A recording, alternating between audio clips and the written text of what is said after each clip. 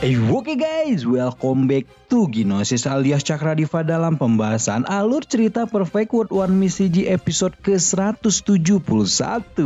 Seperti biasa, kita review dulu alur cerita di episode sebelumnya, di mana Xiao dan rombongannya telah berhasil melarikan diri dari Jessian dan langsung berpisah untuk melanjutkan perjalanan masing-masing. Xiao menuju kota Qinlin untuk mencari obat suci, tapi bukannya obat yang ditemukan, melainkan ayangnya sendiri. Siapa lagi kalau bukan King Yi? Ternyata King Yi telah diinterogasi oleh Antek Istana Abadi dan Alam Neraka, membuat istri Xiao itu bermain drama untuk menciptakan situasi di mana Xiao bisa mengetahui di mana lokasi Tuan Muda Istana Abadi Dichong. Drama berhasil dan setelah mengetahui lokasi Dichong, Xiao pun segera menggeprek Antek Istana Abadi tanpa ampun. Tanpa lama-lama langsung aja tuh kita terobos.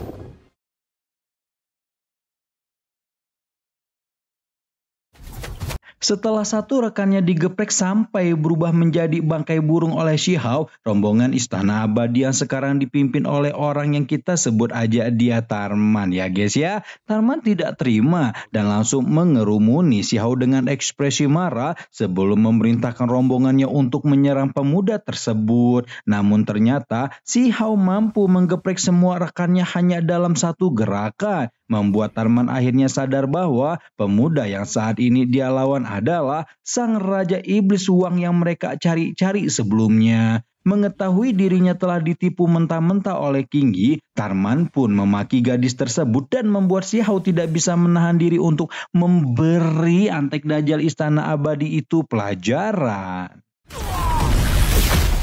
Melihat semua rombongan Istana Abadi telah dihancurkan, Jenderal kedua Ming Tu pun melancarkan serangan diam-diam kepada Xiao, berhubung dia juga telah diutus untuk menangkap Hua. Namun serangan diam-diam Ming Tu ini tidak berhasil karena King Yi sudah terlebih dulu menghadangnya untuk mendukung akal. Ming Tu meraung marah karena diganggu oleh King Yi dan segera melancarkan serangan kepada tubuh kedua Tuan Putri Aula Butian tersebut. Namun sayang Ming Tu terlalu meremehkan King Yi karena istri pertama Xiao itu juga bukanlah gadis biasa, dan dengan kekuatan daunnya yang padat, King Yi berhasil melancarkan serangan yang membuat Ming Tu terjatuh ke tanah.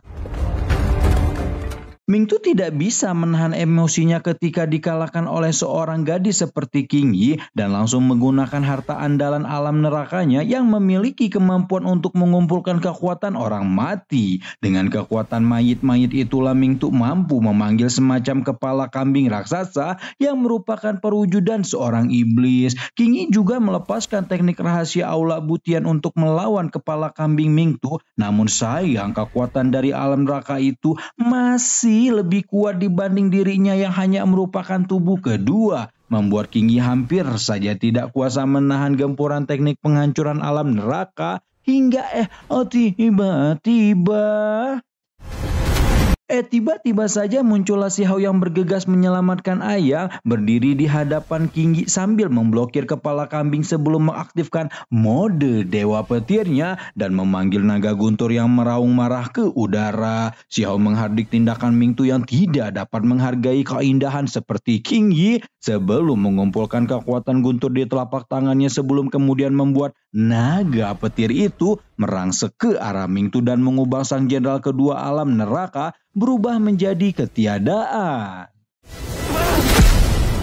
Setelah membinasakan Ming Tu, Xiao memuji betapa sepertinya api bulan hijau memiliki kecocokan yang luar biasa dengan King Yi, di mana apabila tidak ada kecocokan, tidak mungkin atu api ilahi ajaib itu dapat menyatu sempurna dengan istrinya itu hingga saat ini. Di sini, Xiao merasa bersyukur karena tidak mendapatkan efek apa-apa dari api bulan hijau, di mana hal itu jelas didasari karena hubungan dekatnya dengan sang pemilik api ilahi ajaib yang merupakan bininya sendiri. Nah, baru setelah menyelesaikan urusan dengan geng kerucil Istana Abadi serta rombongan Ming Tu, Xiao pun meminta pemilik restoran untuk memasakkannya sup pengraksasa dari tubuh anggota Istana Abadi. Sementara dia akan mulai mencari tempat persembunyian Dichong dengan bantuan si Batian. Dengan si Batian memimpin jalan, si Hao dan Qingyi pun tiba di tanah lumpur alam Qinglian sebelum kemudian menjelaskan bahwa di tempat itu ada sebuah formasi yang dijaga oleh orang kuat di mana menurut si Batian, formasi tersebut akan menghubungkan mereka dengan tempat di mana Dicong berada. Dan benar saja, setelah berjalan sebentar di tanah lumpur, rombongan si Hao melihat sebuah tabir misterius di tengah hutan dan bahkan dengan kekerasan si Batian, batu surgawi itu tidak dapat menghancurkannya. Karena itulah si Hao pun akhirnya turun tangan sendiri dan melepaskan larangan surgawi hingga membuat si penjaga tidak dapat mempertahankan tabir pelindungnya.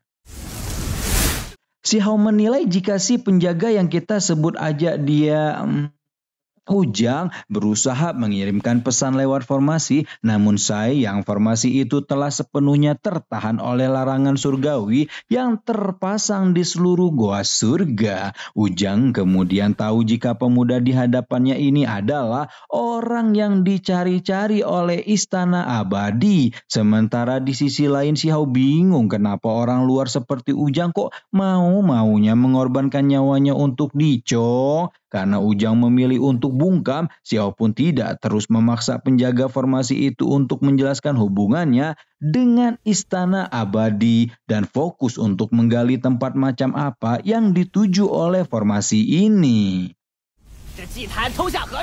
Si Batian mengambil alih peran untuk menginterogasi dengan seksama biar nggak salah tangkap kayak petugas keamanan Donghua mana gitu ya. Namun sayang betapapun si Hao dan si Batian menggali informasi dari Ujang, sang penjaga formasi juga tidak tahu menahu tentang arah yang dituju formasi dan hanya menjalankan tugas untuk menjaganya. Si Hao mulai berdiskusi dengan si Batian tentang cara mematahkan formasi dan ternyata batu petir surgawi itu justru berkata bahwa dia bisa menyusun ulang formasi dengan mengikuti jejak koordinat sebelumnya. Si Hao sudah meyakinkan Ujang kalau penjaga formasi itu tidak akan dirugikan. Namun Ujang justru berniat menghancurkan altar sehingga si Hao pun bertindak cepat untuk mencegahnya.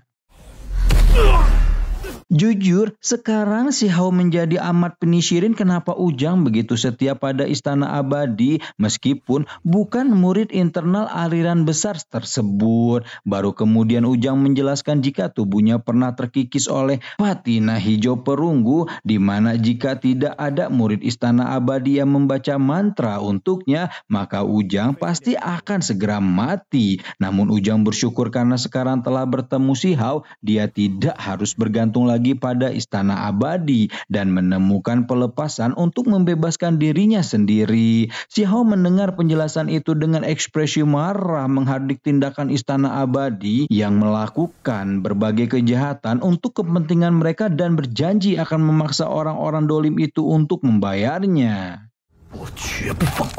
Setelah kematian Ujang, si Batian melakukan tugasnya untuk membangun ulang formasi dan mencocokkan koordinat yang menjadi tempat tujuan dari formasi tersebut. Setelah menguji coba beberapa koordinat dalam formasi, akhirnya si Batian pun menemukan koordinat utama yang kemungkinan besar menjadi tujuan formasi. Tanpa membuat lebih banyak waktu untuk si Hao mengajak Qingyi untuk melakukan perjalanan dan tiba di sebuah tempat menyerupai padang pasir yang terletak di alam abadi kuno. Padang pasir itu dipenuhi dengan tulang belulang berserakan dan tampak begitu sepi sampai si Hao dan Qingyi sangsi apakah Dicong benar-benar memilih tempat sepi segini untuk berlatih.